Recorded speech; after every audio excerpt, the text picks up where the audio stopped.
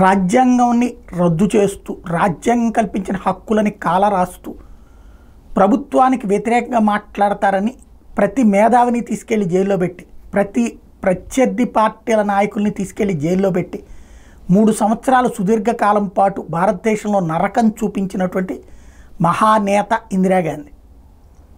ఒకనాడు బంగ్లాదేశ్ యుద్ధంలో ఆవిడ వీరనారి అన్నందుకు భారతీయులకి ఆవిడిచ్చినటువంటి గిఫ్ట్ హక్కులని రద్దు చేసి జైళ్ల పాలు చేసినటువంటి అరాచకమైనటువంటి ప్రభుత్వం.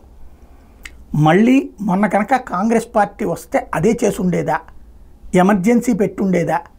ఎందుకంటే తాజాగా కాంగ్రెస్ అధ్యక్షుడు మల్లికార్జున్ ఖర్గే చేసినటువంటి వ్యాఖ్యలు, నరేంద్ర మోడీని జైల్లో పెట్టేవాళ్ళం, అమిత్ షా జైల్లో ఉండేవాడు, యోగి ఆదిత్యనాథ్ జైల్లో ఉండేవాడు, రాజ్నాథ్ సింగ్ జైల్లో ఉండేవాడు, నిర్మలా సీతారామన్ జైల్లో ఉండేది, నితిన్ గడ్కరీ, జేపీ నడ్డా, హిమంత్ శర్మ, అన్నామలై, ఫడ్నవీస్ జైల్లో ఉండేవాళ్ళు.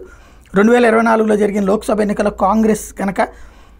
కాంగ్రెస్ పార్టీకి ఐఎన్డీఏ కూటమికి మరో 20 సీట్లు గెలిస్తే పైన పేర్కొన్నటువంటి వాళ్ళందరూ ఇంకా చాలామంది బీజేపీ నేతలు జైల్లో ఉండేవాళ్ళు అంటూ ఆయన చేసిన ప్రకటనని చూస్తే కాంగ్రెస్ పార్టీ అసలు ఏమనుకుంటోంది ఈ దేశాన్ని అన్నదే అర్థం కాని పరిస్థితి.